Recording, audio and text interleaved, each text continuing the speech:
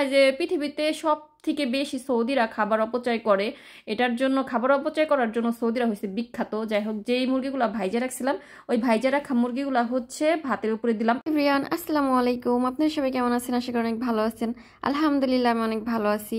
আজকে হচ্ছে আমাদের বাসায় 3টা মুরগি রান্না করব আর অনেক অনেক কিছু রান্না করব। তো কি কি রান্না করি সেটা আপনাদের সাথে শেয়ার করব। সৌদি আরবে হচ্ছে স্বাধীনতা দিবস 23 তারিখে, তো আজকে আর কি। তাই সেই উপলক্ষে হচ্ছে ম্যাডামে তার ভাগ্নিদেরকে দাওয়াত দিছে। ম্যাডাম স্কুলে যাওয়ার আগে মুরগি 3টা বের করে রেখে গেছে। এখন আবার বলতে পারেন তো আজকে সৌদি আরবে স্বাধীনতা দিবস, তাই ম্যাডাম স্কুলে গেছে কেন আমি জানি না কেন গেছে। আমার ম্যাডামের স্কুল খোলা ছিল, এই জন্য সে ডিউটিতে গেছে। তো যাওয়ার আগে মুরগি 3টা বের করে রেখে গেছিল আর পানিতে ভিজাইতে হয় নাই, একাই দেখে একদম বরফ গলে নরম হয়ে গেছে। আমি হচ্ছে এখন মুরগিগুলো আগে কাইটে পরিষ্কার টরিষ্কার করে মশলা টশলা লেবু টেবু দিয়ে মাখায় রাখবো। তারপরে হচ্ছে বাকি বাসায় যা যা আছে টুকিটাকি ওয়াশরুম টশরুম ধোয়া সবকিছু করবো। কইরা পরে হচ্ছে রান্না বসাবো, কারণ মাগরিবের আজানের সময় হচ্ছে তারা খাবে। মাগরিবের সময় খাওয়া দাওয়া করে সবাই হচ্ছে পার্কে যাবে আজকে ঘুরতে।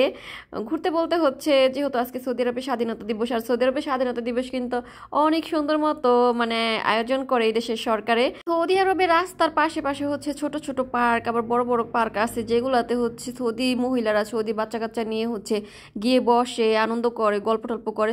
তো ওই জায়গায় হচ্ছে অনেক দোকানপাট উঠে, তারপরে হচ্ছে আপনার খেলনা মেলনা উঠে, বাচ্চারা খেলাধুলা করে, মহিলারা বৈশা বৈশা গল্প টল্প করে। আবার সরকার থেকে তো আজকে অনেক আতশবাজি ফুটাবে 8টার পরে, মানে এশারের আজানের পরে। তারপরে হচ্ছে আকাশে প্লেন দিয়েও আজকে সারাদিন কি যেন করছে, আসলে আমি অত ভালো করে জানি না, এজন্য আর কি ওই ব্যাপারে কিছু বলতে চাইতেছি না। তবে আজকে সৌদি আরবে অনেক ভালো একটা দিন। আমাদের বাংলাদেশে কিন্তু কখনো স্বাধীনতা দিবস হইলে কোনো দোকানে বা মার্কেটে কোনো কিছুর অফার দেয় না, কিন্তু সৌদি আরবে কিন্তু স্বাধীনতা দিবস উপলক্ষে প্রত্যেক বছরই হচ্ছে 3 দিনের জন্য মানে কিছু কিছু মার্কেটে, প্রায় মার্কেটে আর কি যে কোনো কিছুতে আর কি অফার দেয়। আপনি ডেক্সি পাতিলের পর হচ্ছে কম্বল ফেরসা কার্পেট সব কিছুতে অফার দেয়, মানে অনেক দাম কমায় দেয় 3 দিন আর কি।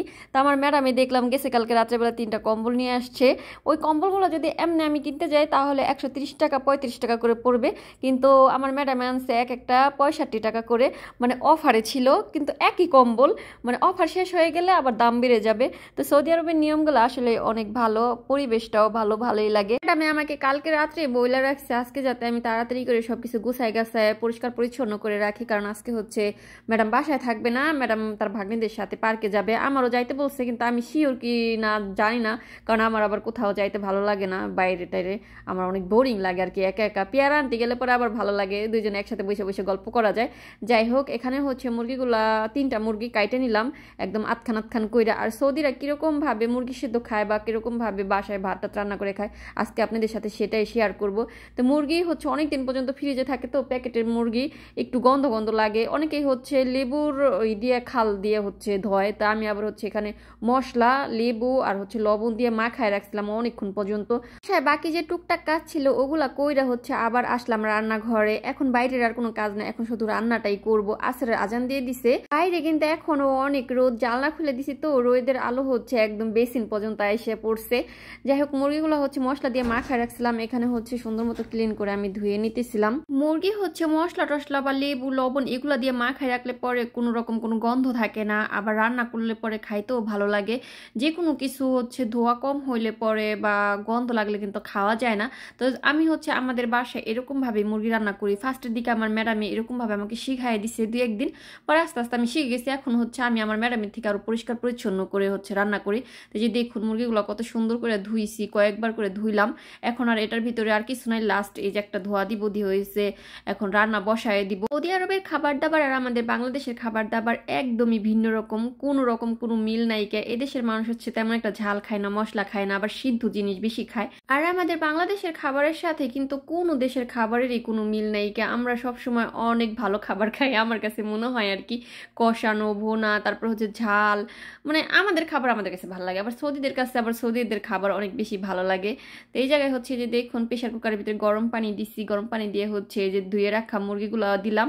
পরে হচ্ছে এখানে মুরগিগুলো সিদ্ধ হওয়ার জন্য কাঁচামরিচ 2টা কাঁচামরিচ দিছি, কারণ সৌদিরা হচ্ছে ঝাল খায় না একদমই, তবে আমার ম্যাডামে একটু একটু ঝাল খায়, এই জন্য ছোটো ছোটো 2টা কাঁচামরিচ, পেঁয়াজ কুচি, টমেটো, ক্যাপসিকাম মরিচ, লবণ, ভরত মশলা আর হচ্ছে আপনার একটু গোলমরিচ দিছি। পরে আর একটু গরম পানি দিয়ে দিলাম। 3টা মুরগি এত অল্প পানিতে সিদ্ধ হবে না, এই জন্য একটু বেশি করে পানি দিলাম, কারণ এই মুরগি সিদ্ধ ঝোল দিয়েই ভাত রান্না করব আর এই ঝোল দিয়েই হচ্ছে তরকারি রান্না করব। সৌদিরা হয়েছে শুধু মানে সাদা পানির ভাত খাইতে পারে না, ওরা হচ্ছে সব সময় যাই খাক না কেন, তরকারি বলেন বা হচ্ছে ভাত বলেন, মুরগি সেদ্ধ বা মাংস সেদ্ধ ঝোল দিয়েই রান্না করে।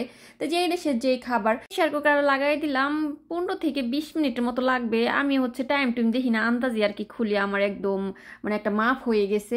যাই হোক, এখানে হচ্ছে আমি তরকারি রান্না করবো বটবটির দানা হচ্ছে আগে গরম পানিতে ভিজিয়ে রাখছিলাম।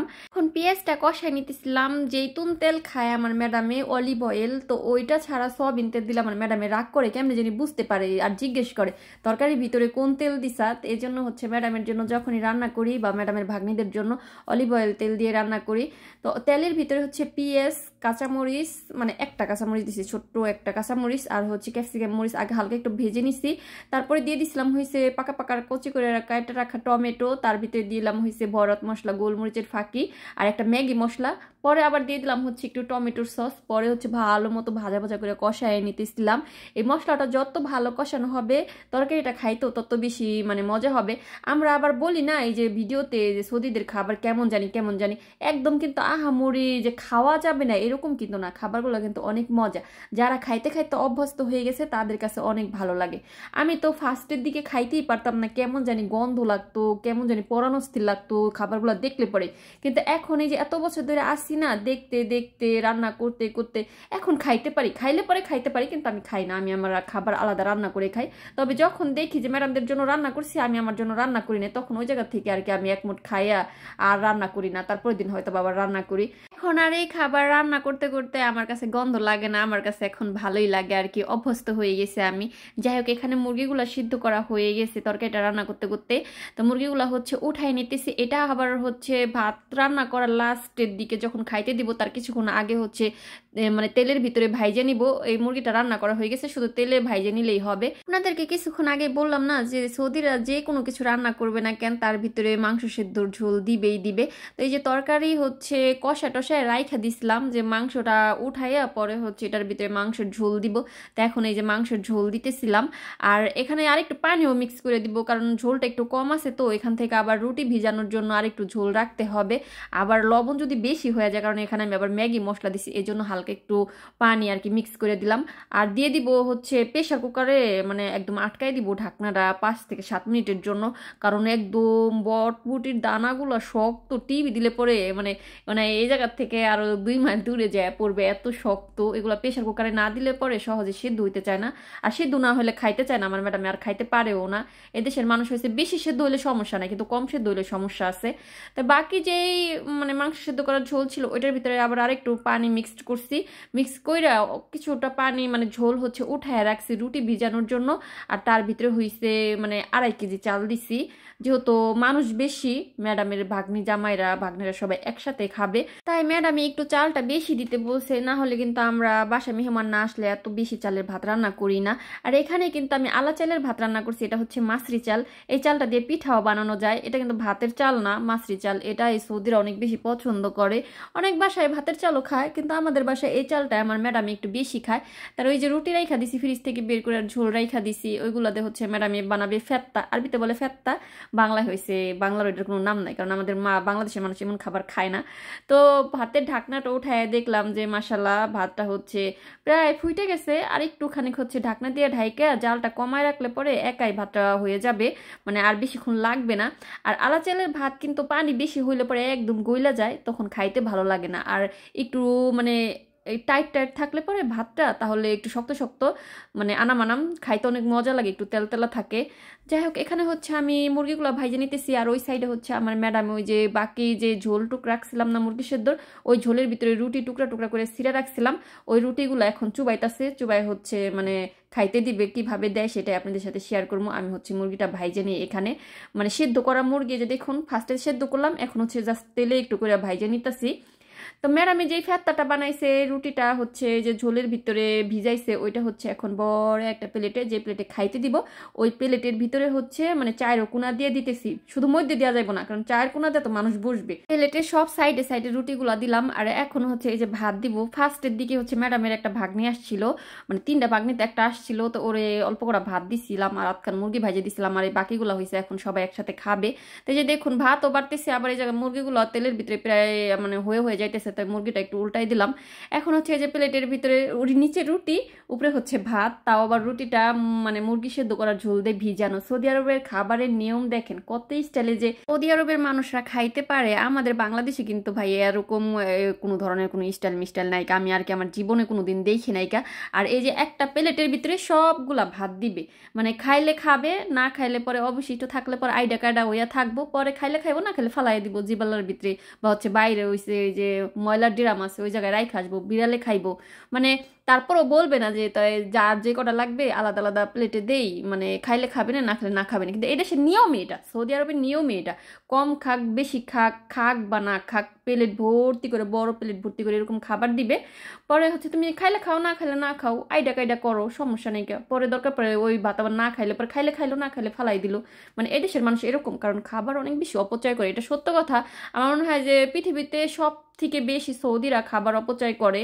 এটার জন্য খাবার অপচয় করার জন্য সৌদিরা হয়েছে বিখ্যাত। যাই হোক, যেই মুরগিগুলো ভাইজা রাখছিলাম ওই ভাইজা রাখা মুরগিগুলা হচ্ছে ভাতের উপরে দিলাম, এখন আর কোনো কিছু দেওয়ার নেই। এরকম ভাবে হচ্ছে মানে দিয়ে আসবো, সবাই প্লেটে 4-5 দিয়ে বসবে, পরে হচ্ছে যার যার মতো খাবে। আর একটা প্লেটে 15 থেকে 16 জন মানুষ বসা যায়। ওই যে তরকারি রান্না করছিলাম, তরকারি হচ্ছে ছোট ছোট বাটিতে করে বাইরে দিলাম, আর রুটিও গরম করে দিয়ে এলাম, মানে নিচে বাইরের বাড়িতে খাবে উঠোনে, তো ওই জায়গায় দিয়ে আসলাম। আর আমার রান্নাঘরের অবস্থা এখন হচ্ছে আর কোনো কাজ কাম নাই, রান্নাঘরটা পরিষ্কার পরিচ্ছন্ন করব, পরে হচ্ছে শুয়ে থাকবো, বসে থাকবো, ফোন টিপবো। আজকের ব্লগটা এ পর্যন্তই, ভালো থাকবেন সবাই, আল্লাহ হাফেজ।